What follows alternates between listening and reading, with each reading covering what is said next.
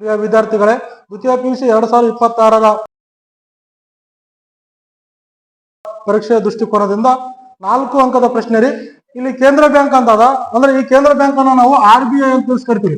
ಅಂದ್ರೆ RBI ನ ಕಾರ್ಯಗಳು ಅಂಗೇಟಿ 4 ಅಂಕದ ಪ್ರಶ್ನೆ. ಕಾರ್ಯಗಳು 4 ಅಂಕದ ಪ್ರಶ್ನೆ ರೀ. RBI ಕಾರ್ಯಗಳು ಅಂತಂದ್ರೆ ಏನನ್ ಮಾಡ್ತಪ್ಪ RBI ಕಾರ್ಯಗಳು ಅಂತ ನೋಡಮ್ಮ. ಅದಕ್ಕೂ ಮುಂಚೆ RBI ಏನಾದಲ್ರಿ ಇದ್ರ ಹಿನ್ನೆಲೆಯನ್ನ ನೋಡಮ್ಮ.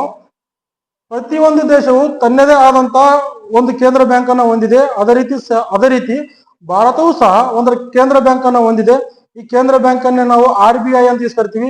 ಈ RBI ಏನಾದಲ್ರಿ, ಈ RBI ಅನ್ನ ನಾವು 1935 ಏಪ್ರಿಲ್ 1ರಂದು ನಾವೇನ್ ಮಾಡ್ತೀವಿ, ಸ್ಥಾಪನೆಯನ್ನ ಮಾಡ್ತೀವಿ. ಏಪ್ರಿಲ್ 1 ಸ್ಥಾಪನೆ ಮಾಡಿದ ನಂತರ ಇದೇ RBI ಅನ್ನ ನಾವು 1949 ಜನವರಿ 1ರಂದು ರಾಷ್ಟ್ರೀಕರಣ ಮಾಡ್ತೀವಿ. ರಾಷ್ಟ್ರೀಕರಣ ಮಾಡುವುದರ ಮೂಲಕ ಭಾರತದ ಕೇಂದ್ರ ಬ್ಯಾಂಕ್ ಅನ್ನಾಗಿ ಪರಿವರ್ತನೆಯನ್ನ ಮಾಡ್ತೀವಿ. ಈಗ ಪ್ರಸ್ತುತ ಭಾರತದ ಕೇಂದ್ರ ಬ್ಯಾಂಕ್ ಯಾವ್ದಪ್ಪ ಅಂದ್ರೆ RBI.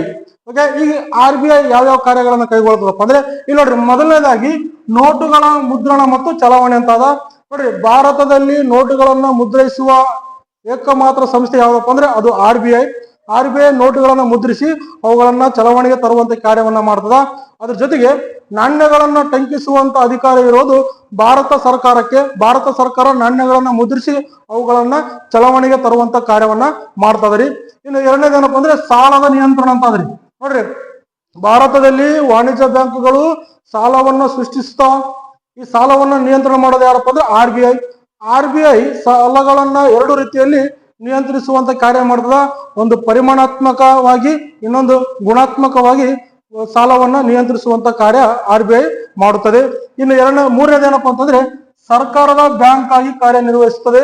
ನೋಡಿ, ಭಾರತದಲ್ಲಿ ಸರ್ಕಾರದ ಪರವಾಗಿ ಕಾರ್ಯನಿರ್ವಹಿಸುವ ಬ್ಯಾಂಕ್ ಯಾವ್ದಪ್ಪ ಅಂದ್ರೆ RBI.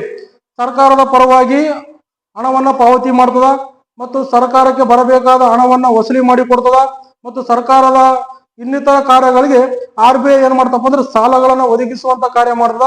ಇದ್ರ ಜೊತೆಗೆ ಸರ್ಕಾರ ಬಜೆಟ್ ಅನ್ನ ತಯಾರು ಮಾಡಕ ಮಾರ್ಗದರ್ಶನ ಸಲಹೆಯನ್ನ ಕೊಡುವಂತ ಬ್ಯಾಂಕ್ ಯಾವ್ದಪ್ಪ ಅಂದ್ರೆ ಅದು RBI ಅಂತ ಹೇಳ್ಬೋದ್ರಿ.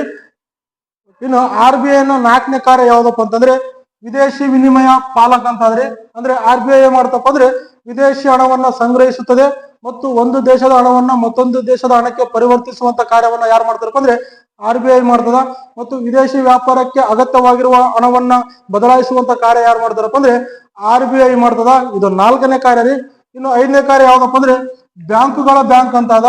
ಅಂದ್ರೆ ಭಾರತದಲ್ಲಿರುವಂತ ಎಲ್ಲಾ ವಾಣಿಜ್ಯ ಬ್ಯಾಂಕುಗಳು ಮತ್ತು ಇತರೆ ಹಣಕಾಸು ಸಂಸ್ಥೆಗಳ ಮೇಲೆ ಮೇಲ್ವಿಚಾರಣೆ, ಆಡಳಿತವನ್ನ ಮತ್ತು ಅವರ ಲೆಕ್ಕ ಪರಿಶೀಲನೆಯನ್ನ ಯಾರು ಮಾಡ್ತಾರಪ್ಪ ಅಂದ್ರೆ RBI ಮಾಡ್ತದ್ರಿ.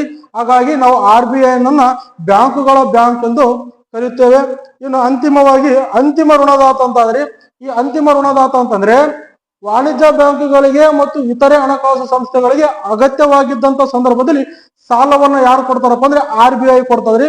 ಹಾಗಾಗಿ RBI ಅನ್ನ ನಾವು ಅಂತಿಮ ಋಣದಾತ ಎಂದು ಕರಿತೇವೆ. ಅಂದ್ರೆ ವಾಣಿಜ್ಯ ಬ್ಯಾಂಕ್ಗಳಿಗೆ ಬೇರೆ ಯಾವುದೇ ಹಣಕಾಸು ಸಂಸ್ಥೆಗಳು ಸಾಲವನ್ನ ಕೊಡದೇ ಇದ್ದಂತ ಸಂದರ್ಭದಲ್ಲಿ RBI ಅವರಿಗೆ ಸಾಲವನ್ನ ಕೊಡ್ತದ್ರಿ. ಹಾಗಾಗಿ ನಾವು RBI ಅನ್ನು ಅಂತಿಮ ಋಣದಾತ ಎಂದು ಕರೆಯುತ್ತೇವೆ. ಇದು 4 ಅಂಕದ ಪ್ರಶ್ನೆ ರೀ. RBI ಕಾರ್ಯಗಳನ್ನು ಪ್ರಶ್ನೆಯನ್ನ ಕೇಳ್ತಾನ.